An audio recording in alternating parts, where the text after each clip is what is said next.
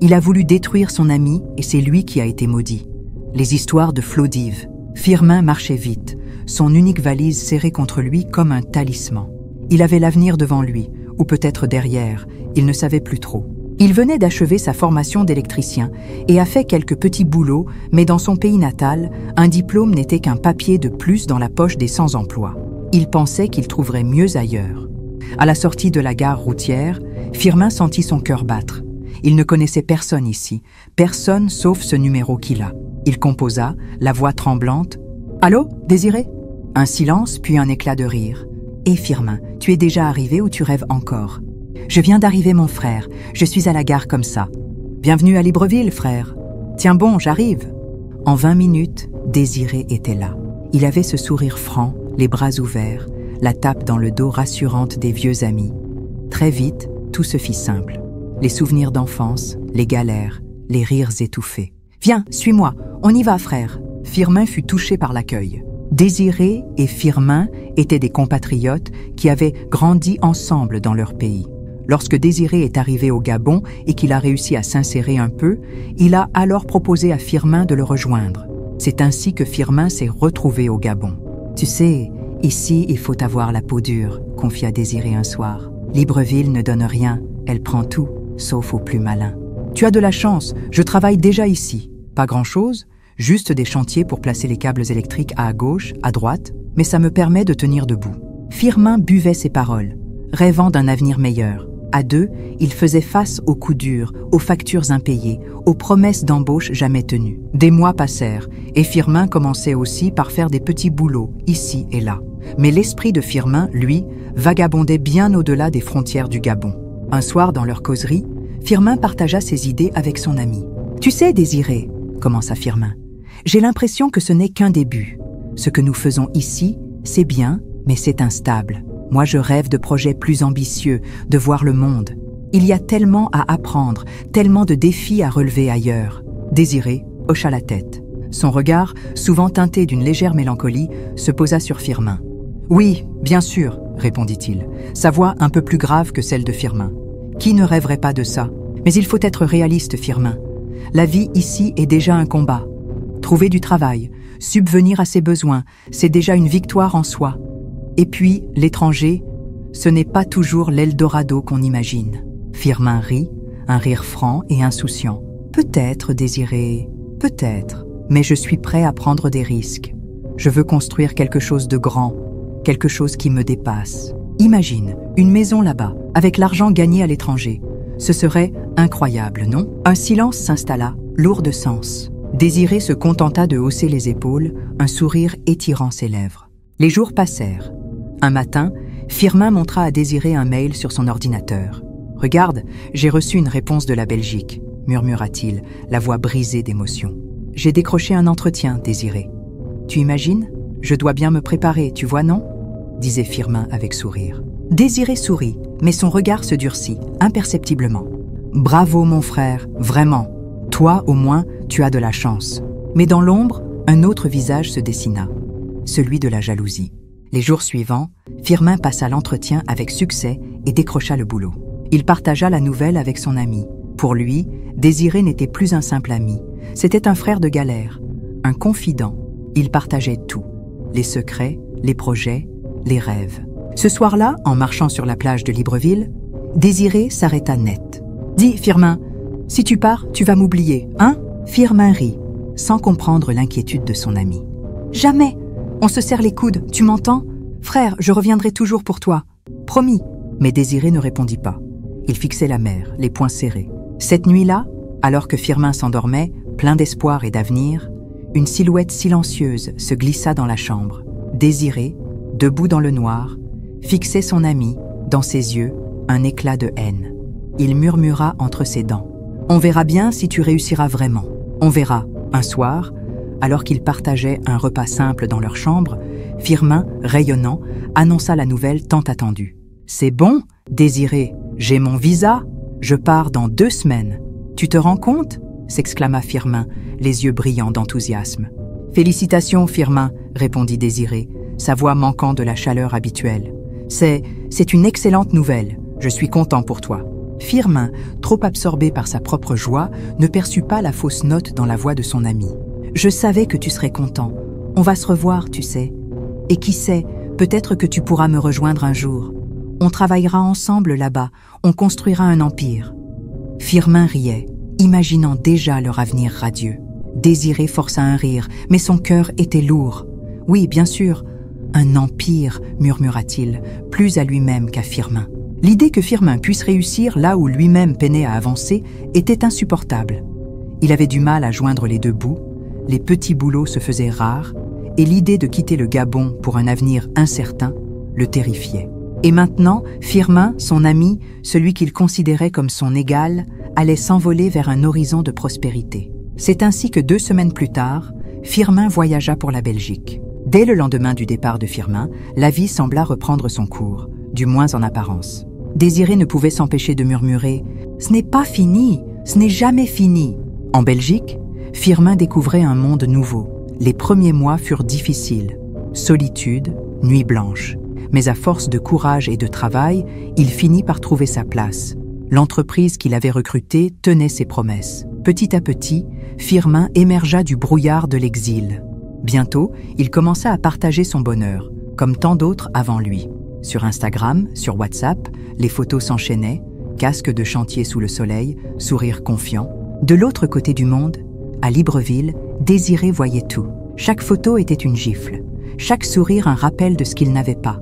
Assis dans sa chambre, téléphone en main, Désiré faisait défiler les images, les mâchoires serrées. « Il croit qu'il est arrivé, lui, hein ?» chuchota-t-il pour lui-même, le souffle court. La jalousie, d'abord silencieuse, devint envahissante. Un soir, alors qu'il faisait défiler le statut WhatsApp de Firmin, il tomba sur une photo qui le glaça. Une fondation fraîchement coulée sur un vaste terrain dans le village de Firmin, avec une petite description « Grâce à Dieu, les rêves prennent forme, petit à petit ». Désiré sentit la colère lui ronger le ventre. Il claqua le téléphone sur la table. Il veut qu'on sache qu'il réussit, quoi.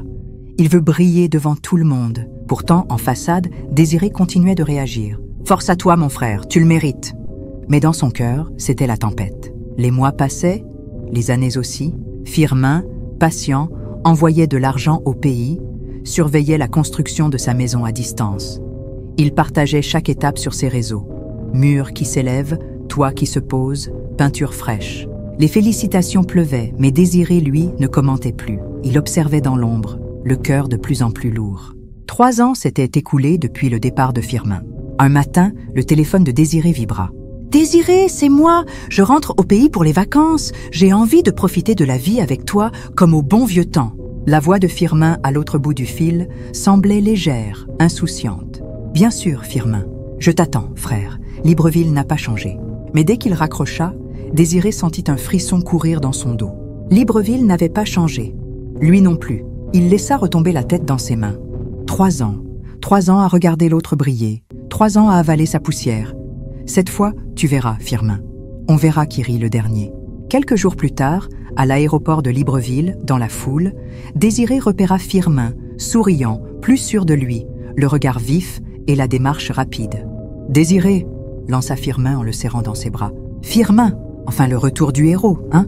Les 2 amis éclatèrent de rire. Mais dans les yeux de Désiré, il n'y avait ni chaleur ni tendresse, juste une tension, froide et coupante. Ce soir-là, dans l'appartement loué, Firmin posa ses valises. « Frère, ça fait du bien de rentrer. Rien n'a changé, hein ?» Désiré se força à sourire. « Rien n'a changé, non. Sauf toi. » Firmin profitait de ses vacances comme un roi. Rires, virées en ville, retrouvailles et petits plaisirs simples. À ses côtés, Désiré affichait un large sourire. Un soir, une fois rentré, Désiré resta longtemps éveillé. Un plan sournois, né de la frustration et de l'envie, prenait forme dans son esprit. Il rédigea un mail adressé au consulat honoraire de la Belgique. Il inventa, détailla, accusa. « Monsieur, je tiens à dénoncer une situation d'irrégularité concernant Firmin Dozy. Ce dernier est entré illégalement au Gabon, y a travaillé et n'a jamais eu aucun titre pour son séjour. Il a même utilisé de faux documents pour obtenir son visa. Je vous prie d'agir afin que ce fraudeur ne puisse plus nuire à la réputation de votre pays et d'autres travailleurs honnêtes. » Il cliqua sur « Envoyer ». « Cette fois, tu ne retourneras plus là-bas », murmura-t-il. Les jours passèrent. Firmin ne soupçonnait rien. Il profitait de chaque instant, pensant déjà à tout ce qu'il raconterait à ses collègues à son retour en Belgique. Désiré guettait son téléphone, fébrile, espérant une réponse du consulat, un signe que la roue allait tourner. Mais rien, pas le moindre accusé de réception, pas la moindre convocation, ni même un contrôle. Le temps s'étira, interminable, comme une punition infligée à Désiré lui-même. Puis, un matin, Firmin referma sa valise, souriant. « Désiré, mon vol est pour le lendemain. On se reverra bientôt, frère. » Désiré sourit en retour, mais son visage était figé, son regard durci. « Tu reviens vite, hein? Libreville n'est plus pareil sans toi. Promis, et la prochaine fois, c'est toi qui viendras en Belgique. » Quelques jours plus tard, Firmin envoya un message depuis la Belgique. « Bien arrivé, frère. La solitude est toujours là, mais c'est ici que ma vie se construit. Merci pour l'accueil. Tu es un vrai frère. » Désiré fixa le message, le visage tordu par une jalousie glacée. Ce soir-là, il ne dormit pas. Son plan n'avait servi à rien. Alors, il murmura. « S'il échappe à la loi des hommes, il n'échappera pas à la loi des esprits. » Le lendemain nuit, Désiré erra dans les ruelles de la ville, le cœur ravagé par la rancune. Son chemin le mena chez le vieux Nganga. « Tu es venu pour régler tes comptes avec le destin, hein ?» ricana le marabout. Désiré hocha la tête, incapable de trouver les mots. « Je ne supporte plus son succès. Il se vante, il m'humilie. Je veux qu'il échoue, qu'il soit ruiné, qu'il tombe malade. Je veux qu'il revienne sans rien. » La haine dans sa voix était presque palpable. Le Nganga esquissa un sourire. « Tu es prêt à porter ce fardeau ?» Désiré hésita, puis hocha la tête. Le marabout soupira. Il prit un morceau de papier et une plume. « Écris son nom ici, » ordonna-t-il, « et montre-moi une de ses photos. » Désiré s'exécuta. Il a déjà des photos de Firmin dans son téléphone. Le rituel débuta. Incantation murmurée, cendre soufflée sur le nom. « Voilà, c'est fait. Pars maintenant et attends. » Désiré s'éloigna, le cœur battant, l'âme plus lourde que jamais. Quelques semaines plus tard, la Belgique brillait de 1000 feux. Mais pour Firmin, la lumière semblait s'éteindre un peu plus chaque jour. Depuis son retour, plus rien n'allait. Au travail, l'ambiance s'était alourdie. Les jours suivants, la poisse s'acharna. Un virus le cloua au lit. Fièvre, maux de tête, fatigue qui ne passait pas. Les économies fondaient à vue d'œil. Même son logement fut menacé. Une lettre d'expulsion pour retard de paiement. Un soir, le téléphone de Firmin sonna. « Firmin, comment va le héros de Belgique ?» Firmin n'y tint plus. Il se confia, la voix brisée. « Désiré, je ne comprends pas. Depuis mon retour, c'est comme si tout me fuyait. J'ai l'impression que tout me tombe dessus. J'ai des problèmes au travail, je suis malade, et l'argent ne rentre plus. C'est comme si une force invisible me tirait vers le bas. » De l'autre côté, un silence. Puis Désiré soupira. « Tu sais, il y a des gens ici qui n'aiment pas la réussite. Quand tu avances trop vite, ils te tirent vers le bas. Les sorciers, ça existe, Firmin. Reste fort, mon ami. Ne te laisse pas abattre. » Le doute, insidieux, s'infiltra dans le cœur de Firmin. Mais quelque chose, au fond de lui, résistait.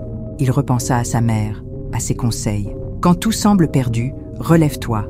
Ne laisse jamais la peur t'enchaîner. » Ce soir-là, Firmin s'agenouilla dans sa chambre. « Seigneur, murmura-t-il, si tu vois mon cœur, ne m'abandonne pas. » Il se rendit à l'église, passa des heures en prière, jeûna et se confia à son pasteur.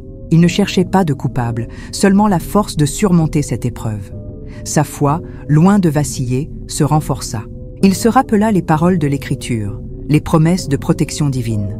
Il savait que même dans les moments les plus sombres, la lumière finirait par percer. Et contre toute attente, lentement mais sûrement, les choses commencèrent à s'améliorer. Peu à peu, la fièvre tomba. Son énergie revint. Il reprit son boulot. Ce soir-là, Firmin appela Désiré, la voix vibrante. « Frère, Dieu m'a délivré. Tout va mieux. On ne peut pas tuer le juste, pas tant que la lumière veille. » Au bout du fil, Désiré écouta, silencieux, un goût amer sur la langue. « Tant mieux, Firmin, tant mieux, » murmura-t-il, la voix étranglée. Mais dans l'ombre de sa chambre, il comprit. Le mal, même déguisé en fraternité, ne peut rien contre un cœur pur. La vie est parfois ironique. Quelques mois après la traversée du désert, alors que Firmin reprenait peu à peu goût à la lumière, une nouvelle inattendue éclata dans son téléphone. Un message de Désiré, envoyé au petit matin. « Frère, tu vas rire, j'ai été présélectionné pour un poste en Belgique. On m'a répondu grâce à l'offre que tu m'as envoyée. Tu te rends compte ?» Firmin resta figé devant l'écran. Un sourire naquit sur ses lèvres. Il n'y croyait pas. Il avait envoyé, par réflexe, les offres, les conseils, sans arrière-pensée. Il l'appela aussitôt. « C'est incroyable, Désiré. Dis-moi tout, quand a lieu ton entretien ? Prépare-toi, frère, je vais t'aider à fond. » Désiré, la voix tremblante, murmura. « Merci, Firmin. Je ne saurais jamais te rendre tout ce que tu fais pour moi. » Les semaines passèrent et la bonne nouvelle tomba enfin. Désiré appela Firmin. « C'est bon, Firmin, je suis pris, je viens en Belgique. » Firmin hurla de joie, seul dans sa chambre. Le jour J, il attendit à l'aéroport. Lorsqu'il aperçut la silhouette fatiguée de Désiré, valise à la main. « Hé, champion, bienvenue en Belgique ?» Ils s'étreignirent. Mais si Firmin rayonnait, Désiré, lui, évitait son regard, le visage fermé, les épaules basses. Les premiers jours furent rythmés par l'euphorie des retrouvailles. Ensemble, ils exploraient la ville, partageaient les souvenirs, les plats du pays, les rêves d'avenir. Pourtant, la complicité n'avait plus la même saveur. Parfois, Firmin surprenait Désiré plongé dans ses pensées, fuyant la conversation, son sourire brisé par l'ombre du remords. Après quelque temps passé avec son ami, Désiré alla dans sa ville de destination, là où il devait travailler. 2 années avaient filé. Tout semblait s'être refermé sur Désiré comme un piège doré. La santé de Désiré déclina. Fatigue persistante, toux qui ne passait pas, migraine nocturne. Les médecins ne trouvaient rien. Au travail, les erreurs s'accumulaient. Avertissement, baisse de rendement, puis, brutalement, la lettre fatale. Il ne disait rien à Firmin, se noyant dans la honte et la rancune. Un soir, Firmin l'appela, inquiet. « Désiré, tu disparais ces temps-ci. Tu veux qu'on en parle? Je vois bien que ça ne va pas. Tu es malade? Tu as besoin d'argent? Dis-moi, je peux t'aider. » Mais Désiré répondit, la voix éteinte. « Laisse-moi, Firmin. Tout le monde n'a pas ta chance. Ici, c'est la guerre. Peut-être que c'est mon tour de galérer, non ?» Firmin essaya de le raisonner. Mais Désiré le coupa. « Tu ne peux pas comprendre. Ne t'inquiète pas. » Dans les semaines qui suivirent, la chute s'accéléra. Les économies fondirent, la chambre devint trop chère, les amis se raréfièrent. Bientôt, il n'eut plus rien. Un soir, rongé par la peur et l'angoisse, il retrouva le vieux contact du marabout. Les mains tremblantes, il l'appela. « Maître, c'est moi. J'ai tout perdu ici. Je suis prêt à payer ce que vous voulez, mais sortez-moi de là. » Le marabout répondit. « Le prix à payer n'est jamais celui qu'on croit. Ce que tu as jeté à l'autre, n'ayant pas accompli sa mission, est revenu vers toi. Tu veux sauver ta vie? Alors rentre au pays, comme tu l'avais souhaité à ton ami lors du rituel. » Et il raccrocha. Désiré comprit, tardivement, que les vœux jetés dans l'ombre ont toujours un prix, et que ce qu'on sème finit par pousser dans sa propre cour. Quelques mois plus tard, Désiré fit sa valise, le cœur serré, et quitta la Belgique sans bruit, sans prévenir son ami. La chaleur de Libreville saisit Désiré à la descente de l'avion. Le pays n'avait pas changé, mais lui, il revenait brisé, amaigri, l'esprit embrouillé de regrets. Les souvenirs de la Belgique défilaient dans sa tête. Il traînait derrière lui une valise, unique témoin d'une gloire envolée. À la sortie de l'aéroport, il hésita longuement. Personne ne l'attendait, personne ne l'appelait. Même la voix de Firmin était un souvenir lointain qu'il n'osait plus effleurer. Dans un quartier, il loua une chambre délabrée, payant le propriétaire avec les derniers billets froissés. Il se mit à errer dans la ville, cherchant un visage familier, une main tendue. Les vieilles connaissances l'évitaient. Les petits boulots lui échappaient. Les jours passaient, identiques, lourds de misère. Les nuits, la maladie reprenait ses droits. Fièvre, sueur froide, douleur dans la poitrine. Une matinée, alors que Désiré était assis dans sa chambre, son téléphone vibra. Sur l'écran s'afficha le nom de Firmin. Le cœur de Désiré rata un battement. Il hésita un instant, puis décrocha d'une main tremblante. « Allô, Désiré ?» La voix était la même, chaude, familière, mais il y avait dans le ton une urgence inhabituelle. « Frère, tu vas bien? Tu es où en ce moment? J'ai essayé de te joindre en vain. Ton numéro ne marchait plus, c'est pourquoi je te contacte par WhatsApp. J'étais même à ton appartement. On m'a dit que tu as libéré, » déclara Firmin. Désiré bafouilla, cherchant ses mots. Je suis au Gabon. J'ai dû rentrer. C'est arrivé si vite. Il y avait une affaire urgente. Tu comprends? Je n'ai pas eu le temps de prévenir grand monde. » Au bout du fil, un silence. Puis Firmin reprit, calme, presque doux. « J'avoue, tu m'as surpris, Désiré. Je croyais que tout allait bien pour toi, en Belgique. Tu as besoin de quelque chose ?» Désiré hésita, la gorge nouée. « Non, ça va, » répondit-il d'une voix éteinte. « J'ai juste besoin de temps. Ça va passer, tu connais. »« D'accord, mon frère. Si jamais tu veux parler, tu sais où me trouver. Je suis là, Désiré. » Toujours, la ligne coupa, laissant Désiré seul dans sa chambre. Un matin, Il rassembla ses dernières forces et se rendit chez le marabout. « Te voilà revenu », murmura le marabout d'une voix sèche. Désiré se mit à genoux, suppliant « Maître, tout m'a fui. J'ai tout perdu, même ma santé. Rien ne marche. Je vous en supplie, faites quelque chose. » Le Nganga laissa planer un silence glacial. « Je ferai tout, maître. Dites-moi ce qu'il faut faire. Rendez-moi ma vie. » Le Nganga haussa les épaules, indifférent. « Ce n'est plus entre mes mains. Les esprits ont réclamé leur dû. » Il ferma les yeux, murmurant « Il n'y a pas de raccourci pour celui qui a maudit le juste. La poisse te suivra pour toujours. Tu n'auras peut-être qu'à confesser la vérité, qui sait ?» Désiré sortit, titubant, l'angoisse collée à la peau. Le lendemain, Désiré tournait en rond, incapable de fermer l'œil. Le remords, la maladie, la solitude, tout pesait sur sa poitrine comme un étau. Quelques jours plus tard, les mains tremblantes, il saisit son téléphone et chercha le numéro de Firmin. Au bout de longues sonneries, la voix de son frère résonna, calme, fatigué. « Allô, Désiré, tout va bien ?» Désiré sentit sa gorge se serrer. Un silence gênant s'installa. Puis, d'une voix étranglée, il murmura « Firmin, j'ai besoin de te parler, de tout te dire. » De l'autre côté, Firmin s'assit sur son lit, surpris. « Je t'écoute, frère. Dis-moi ce qui te ronge. » Désiré inspira profondément, sentant son cœur battre à s'en briser les côtes. Il raconta tout ce qu'il avait fait. Le mail envoyé au consulat, le sort lancé par le marabout. Le silence s'étira, glacial, interminable. Firmin sentit son souffle lui manquer. Son esprit vacilla, les souvenirs douloureux de ces mois de malchance revenant en éclats violents. Il ferma les yeux, incapable de parler. Les mots de Désiré résonnaient en lui comme autant de poignards. Désiré, au bord de la rupture, éclata en sanglots. « Je suis désolé, Firmin, je suis désolé. Je ne mérite ni ton pardon, ni même ta pitié. J'ai tout perdu, je n'ai plus rien. Les esprits me poursuivent. Je voulais être toi, un jour. Mais regarde où je suis tombé. » La voix de Firmin trembla, d'abord brisée, presque inaudible. « Tu m'as fait du mal, Désiré, un mal que je ne souhaite à personne. Tu as détruit notre amitié. Mais je ne veux pas que la haine triomphe. Je ne veux pas que tu restes prisonnier de ces chaînes. » Il inspira profondément, les larmes aux yeux. « Je te pardonne, Désiré. Pas pour toi, mais pour moi. Parce que je crois que seul Dieu peut briser ces chaînes-là. Je veux que tu rencontres mon pasteur du Gabon. Je veux que tu te libères de cette obscurité. » Un sanglot de surprise s'échappa de Désiré, incrédule. « Tu me pardonnes vraiment? Après tout ce que j'ai fait ?» Firmin laissa couler un long silence, lourd de douleur, mais aussi d'espérance. « Oui, Désiré, c'est fini. Laisse Dieu te relever, cherche-le. Et un jour, reviens-moi, mais comme un homme libre, pas comme une ombre. » La ligne coupa. Puis, Désiré pleura toutes les larmes de son corps. Quelques jours plus tard, Désiré, épuisé, poussa la porte du temple évangélique au bout du quartier. La recommandation de Firmin résonnait dans sa tête. « Cherche le pasteur, raconte-lui tout, ne retiens rien. Ce n'est pas la honte qui te sauvera, c'est la vérité. » Désiré s'approcha du pasteur. Tremblant, il sentit les larmes monter. Sa voix, d'abord basse, devint torrent. « Pasteur, je porte sur moi des chaînes invisibles. J'ai détruit la vie de mon frère. Je l'ai envié, maudit, trahi, et tout s'est retourné contre moi. Je ne dors plus. La maladie me dévore. » Le pasteur le fixa longuement, puis lui tendit la main. « Rien n'est impossible à Dieu, mon fils. Es-tu prêt à déposer ta honte, ta peur, ton passé, ici, devant celui qui peut tout ?» Désiré acquiesça, le visage noyé de larmes.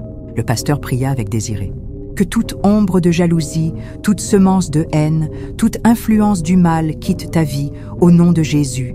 Que tu sois restauré, pardonné, délivré. » Désiré sentit son corps trembler, sa gorge brûler. Puis, soudain, un grand silence. Une chaleur douce l'enveloppa, comme une main invisible qui lui relevait la tête. Par la suite, il suivit un jeûne et des prières d'1 semaine pour une totale délivrance. Quelques jours plus tard, pour la première fois depuis des mois, Désiré ouvrit les yeux, sans sentir la poisse lui coller à la peau. Plus tard, il appela Firmin. La voix était claire, apaisée. « Firmin, je crois que je suis libre. Merci de ne pas m'avoir abandonné. Tout ce que j'ai voulu te faire, c'est moi qui l'ai récolté. Je veux vivre autrement, désormais. » Au bout du fil, Firmin murmura simplement « Bienvenue à la vie, Désiré. » Désiré ne retrouva pas la richesse matérielle qu'il avait perdue, mais il trouva quelque chose de bien plus précieux, la paix intérieure. Il devint un homme nouveau, humble, reconnaissant. Il essaya petit à petit de reconstruire sa vie, et surtout, il apprit à aimer et à ne plus jamais laisser la jalousie empoisonner son âme. La jalousie et la trahison ne conduisent qu'à la ruine de celui qui les nourrit. Même dans l'ombre la plus noire, le repentir et le pardon ouvrent la voie à la délivrance et à la renaissance. Merci d'avoir suivi cette histoire. N'oublie pas de t'abonner et de laisser un j'aime. À la prochaine pour une nouvelle histoire.